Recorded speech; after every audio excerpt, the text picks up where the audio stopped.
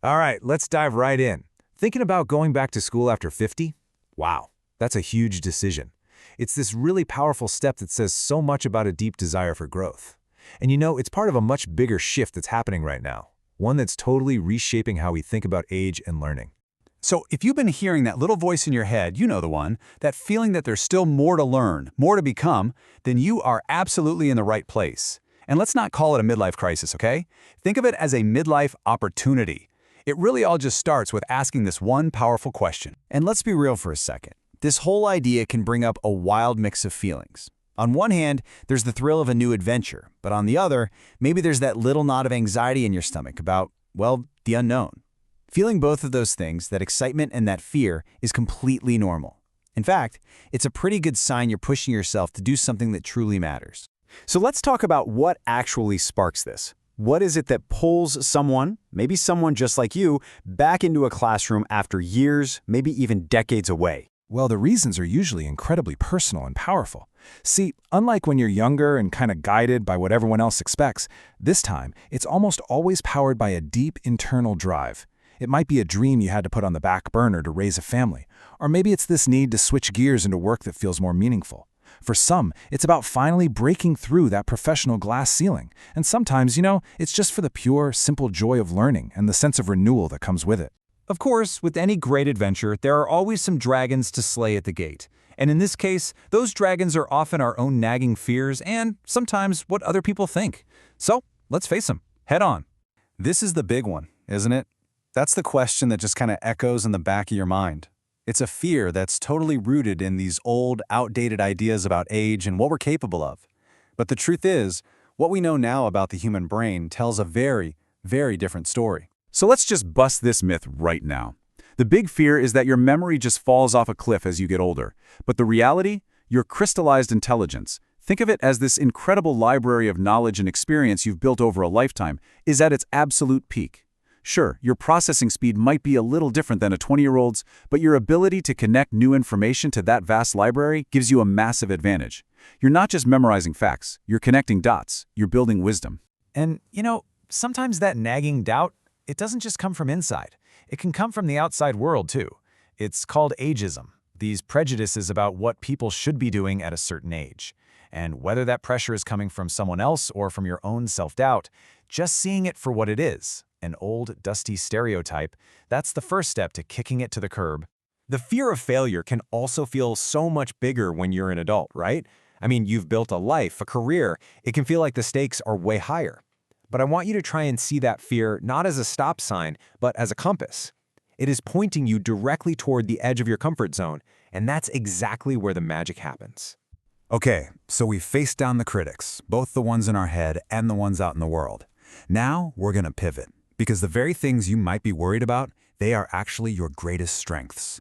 It's time to reframe your age not as a problem, but as a legit superpower. Just think about how all of these things connect. Your years of solving real-world problems give you an edge in critical thinking that you just can't get from a textbook. You're not there because you have to be. You're driven by your own clear goals. This lets you immediately take some abstract theory and connect it to something you've actually lived through. And maybe most important of all, you bring resilience. Come on, after navigating decades of life's curveballs, a tough exam is just another problem to solve. And remember this, your being there doesn't just benefit you. It makes the entire classroom better. When you share an insight from your career, you suddenly make a dry concept come alive for everyone, including the professor. You become this living, breathing bridge between the theory in the book and the world as it actually is. And that is priceless. So you get it. You know your strengths. You're ready to jump in. Now you just need the right tools for the journey ahead. So let's build a practical toolkit that will set you up for success. Juggling school, work, and life requires a killer strategy, and the Eisenhower matrix is perfect. It forces you to sort every single task. Those urgent, important deadlines, do them first. No question.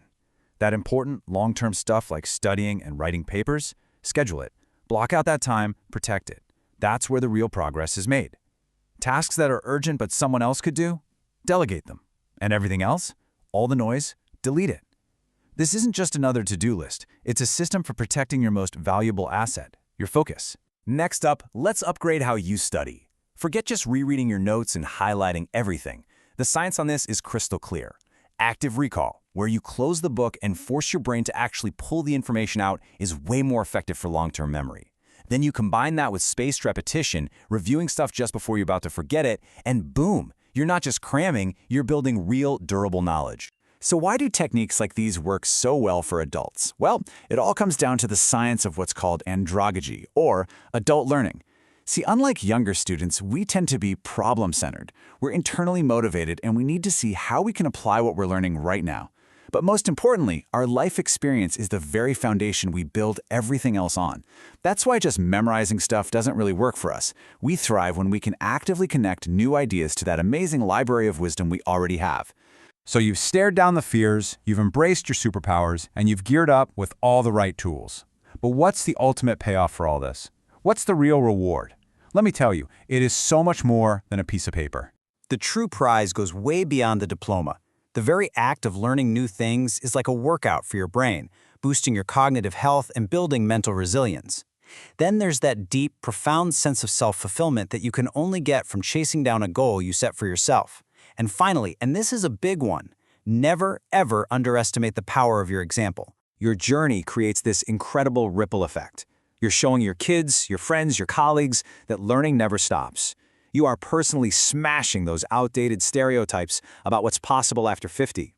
You become a living, breathing inspiration for other people to go out and write their own new chapters. So as we wrap this up, I want to leave you with this one thought. You are not starting from scratch. You are starting from experience. You have a lifetime of wisdom that is a unique and powerful asset. The only question left is, what incredible new chapter are you going to write with it?